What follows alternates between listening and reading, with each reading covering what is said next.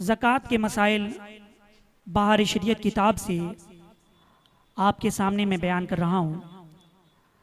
ज़कात शरीयत में अल्लाह अज़्ज़ा वजल के लिए माल के एक हिस्से का जो शरा ने मुकर्रर किया है, मुसलमान फ़कीर को मालिक कर देना, वो फ़कीर ना हाशमी हो ना हाशमी का आज़ाद करना गुलाम, और अपना नफ़ा उससे बिल्कुल जुदा कर ले। यानी ज़कात की तारीफ बयान की जा रही है ज़कात के बारे में कि अपने माल का एक हिस्सा जो शरा में मुतय्यन किया गया है, फ़कीर को उसका मालिक कर देना, उसको मालिक बना देना, ये ज़कात है। और फ़कीर हाशमी ना हो, सैयद ना हो। मसाइल समात फरमाएं। ज़कात फ़र्ज है, उसका मुनकिर काफिर और ना देने वाला फासिक और कत्ल का मुस्तहिक और अदा में ताखीर करने वाला गुनहगार वो मरदूद शहादा है। ज़कात फ़र्ज है, साहिब निसाब पर ज़कात फ़र्ज है। इसका जो इनकार करे वो काफिर है, और अगर जो ज़कात नहीं देता वो फासिक है, गुनहगार होगा, कत्ल का मुस्तहिक है, और अगर अदा में ताखीर करता है, लेट करता है, तो फिर वो गुनहगार होगा। मुबाह कर देने से ज़कात अदा ना होगी। मसलन फ़कीर को पनियत ज़कात खाना खिला दिया, ज़कात अदा ना हुई कि मालिक कर देना नहीं पाया गया। हाँ, अगर खाना दे दिया कि चाहे खाए या ले जाए तो अदा हो गई। यानी ज़कात जो है मुबाह कर देने से ज़कात अदा नहीं होगी। जैसे हम खाना खिलाते हैं तो खाना खिलाने के लिए वहाँ पर यह है कि आपने खाना खिला दिया, ले जाने के लिए नहीं, खाना खिलाने के लिए दे दिया, फ़कीर को खाना खिलाया, तो आपकी ज़कात अदा नहीं होगी। इसलिए कि ज़कात के लिए ज़रूरी है कि जिसको आप दे रहे हैं उसको मालिक बना दीजिए। अगर आप फ़कीर को खाना दिए और उसको मालिक बना दिए कि तुझको इख्तियार है कि चाहे तो अभी खा ले, चाहे तो ले जा, तो ऐसी सूरत में फिर ज़कात अदा होगी। यूं ही बनियत ज़कात, फ़कीर को कपड़े दे दिया, पहना दिया, तो ज़कात अदा हो गई। यानी बनियत ज़कात फ़कीर मुस्तहिक हजरात को आप कपड़े दे देते हैं, तो कपड़े आप दे दिए तो वो उसका मालिक हो गया, लिहाजा ज़कात ऐसी सूरत में भी अदा हो जाएगी।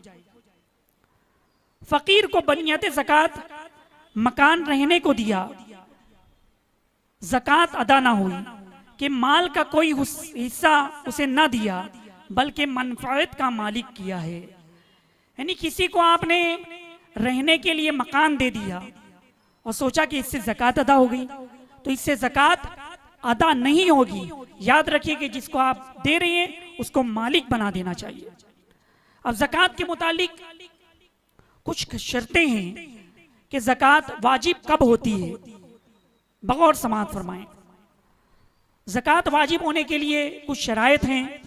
पहली शर्त है मुसलमान होना, ईमान वाला होना, यह ज़कात के लिए पहली शर्त है। दूसरी शर्त है बालिग होना, यानी लड़का है या लड़की है वो बालिग होगी, उसके पास इतना माल है तो वो बालिग है, तब तो ज़कात फ़र्ज है। अगर बालिग नहीं है तो नाबालिग के ऊपर ज़कात फ़र्ज नहीं है। आगे मैं तफसील से तमाम शराइत का बयान करूंगा। तीसरी शर्त है अक़ल, यानी आकिल होना, यानी पागल के ऊपर ज़कात वाजिब नहीं है। चौथी शर्त है आज़ाद होना, यानी आज के ज़माने में ग़ुलाम और आज़ाद इसका तसव्वुर नहीं है। पहले ज़माने में लोग गुलाम रखते थे, गुलाम भी होते थे, तो गुलाम के ऊपर ज़कात नहीं है। आज़ाद होना ये ज़कात के लिए ज़रूरी है, शर्त है। माल बक़द्रे निसाब उसकी मिल्क में होना, यानी माल बक़द्रे निसाब उसकी मिल्क में होना, यानी कितना माल होना चाहिए तो ज़कात फर्ज होगी? 7.5 तोला सोना या 52.5 तोला चांदी या उतनी रकम अगर मौजूद है तो वो निसाब बनती है और फिर उसके ऊपर ज़कात वाजिब होगी। इसकी तफसील मैं आगे बताऊंगा। ज़कात के लिए छठी शर्त है पूरे तौर पर उसका मालिक होना। पूरे तौर पर जो आपके माल आपके पास है उसके पूरे तौर पर आप मालिक होंगे, तभी ये ज़कात के लिए शर्त है। ज़कात के लिए 7वीं शर्त है निसाब का दैन से फारिग होना। यानी जो निसाब बनती है, दैन बोलते हैं तो कर्ज, कर्ज से फारिग होना चाहिए। यानी कर्ज अगर होगा तो कितना होगा उसकी तफसील मैं आगे बताता हूँ। ज़कात की 8वीं शर्त है निसाब हाजत असलिया से फारिग हो।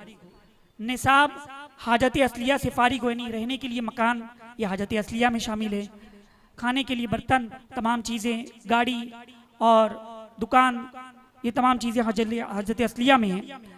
उसी तरह से 9वीं शर्त है माल नामी होना। 10वीं शर्त है साल गुजरना, यानी ज़कात के लिए जो माल आपके पास है उसका साल गुजरना चाहिए। अब आइए तफसील के साथ। ज़कात के लिए जो पहली शर्त है मुसलमान होना, यानी काफिर के ऊपर ज़कात वाजिब नहीं। मुसलमान के ऊपर ज़कात, साहिब निसाब है तो उसके ऊपर ज़कात वाजिब है। ज़कात के लिए दूसरी शर्त है बालिग होना और तीसरी शर्त है अक्ल, यानी आकिल होना। पागल के ऊपर, मजनून के ऊपर ज़कात वाजिब नहीं। ज़कात की चौथी शर्त है आज़ाद होना, यानी इस ज़माने में गुलाम और आज़ाद का कोई मसला नहीं है तो इसलिए इसकी तफसील में हम नहीं जाते, आगे बढ़ता हूँ मैं। ज़कात के लिए 5वीं शर्त है माल बक़द्रे निसाब उसकी मिल्क में होना। अगर निसाब से कम है तो ज़कात वाजिब ना हुई, यानी बक़द्रे निसाब उसकी मिल्क में होना। यानी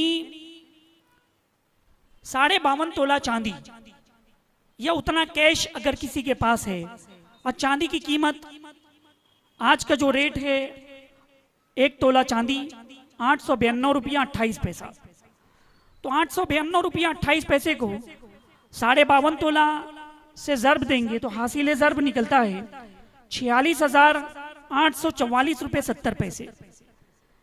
यानी आज की तारीख में अगर किसी के पास 46,844, एक राउंड फिगर पकड़ लीजिए, 47,000 रुपये अगर है और उस पर साल गुजर गया तो उसके ऊपर ज़कात वाजिब हो गई। या 7.5 तोला सोना है तो उसके ऊपर भी ज़कात वाजिब हो गई। अब यहां पर एक मसला बता दूं, 7.5 तोला सोना किसी के पास नहीं है, 5 तोला सोना है फर्ज कीजिए, लेकिन थोड़ी सी चांदी है। अगर चांदी मौजूद है थोड़ी सी, तब तो फिर सोने की जितनी मालियत हो रही है, सोना और चांदी दोनों की कीमतों को मिलाया जाएगा। तो जब दोनों की कीमत को मिलाएंगे तब तो फिर आप क्या 52.5 तोला चांदी खरीद सकते हैं। तो हाँ, सोना कितना महंगा है, 5 तोला भी सोना हुआ तो कितनी रकम हो जाएगी, उसके साथ में थोड़ी सी चांदी भी है तो उसको मिलाएंगे तो 47,000 रुपये तो बन ही जाएंगे, तो अब उसके ऊपर ज़कात वाजिब होगी। अगर 5 तोला सोना है, चांदी बिल्कुल नहीं है, या 6 तोला सोना है, 7.5 तोले से कम है, तब तो फिर ज़कात वाजिब नहीं होगी। अगर थोड़ी सी भी चांदी मौजूद है, सोना कम है, तब तो फिर दोनों को कैलकुलेशन किया जाएगा और फिर चांदी की जो निसाब बनती है उतनी कीमत अगर हो जाती है तो फिर आप पर ज़कात वाजिब होगी। यानी ज़कात के लिए 5वीं शर्त माल का बक़द्रे निसाब उसकी मिल्क में होना। और 6ठी शर्त है पूरे तौर पर उसका मालिक होना, यानी उस पर काबिज हो, पूरे तौर पर वो मालिक होना चाहिए। अब इस सिलसिले में मसला समाअत फरमाएं, जो माल गुम हो गया या दरिया में गिर गया या किसी ने गसब कर लिया कि उसके पास गसब के गवाह ना हो, या जंगल में दफन कर दिया था और याद ना रहा कि कहाँ दफन किया था, या अनजान के पास अमानत रखी थी और याद ना रहा कि वो कौन है, या दैन रखा था या मदयून ने दैन से इनकार कर दिया, उसके पास गवाह नहीं, फिर ये अमवाल मिल गए, तो जब तक ना मिले थे उस जमाने की ज़कात वाजिब नहीं। किसी का माल चोरी हो गया, गुम गया, या किसी ने गसब कर लिया, तो उसके ऊपर फिर ज़कात नहीं होगी। यूं ही माल कहीं पर दफन किया था, पैसा दफन किया था, अब याद नहीं कि कहाँ दफन किया, अमानत रखी थी, सामने वाले ने देने से इनकार कर दिया, तब उसके ऊपर भी मतलब ज़कात नहीं होगी।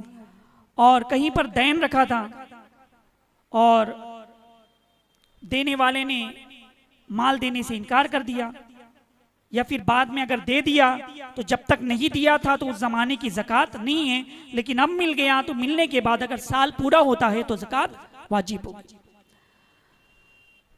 और ये भी एक मसला बहुत अहम है, शय मरहून की ज़कात ना मुर्तहिन पर है ना राहिन पर। मुर्तहिन तो मालिक ही नहीं और राहिन की मिल्के ताम नहीं कि उसके कब्जे में नहीं, और बाद रहन छुड़ाने के भी उन बरसों की ज़कात वाजिब नहीं। बहुत हार्ड उर्दू शायद आप समझ में नहीं आए, मैं आसान करके बताता हूं। यानी आपने बैंक से लोन लिया सोना गिरवी रखकर,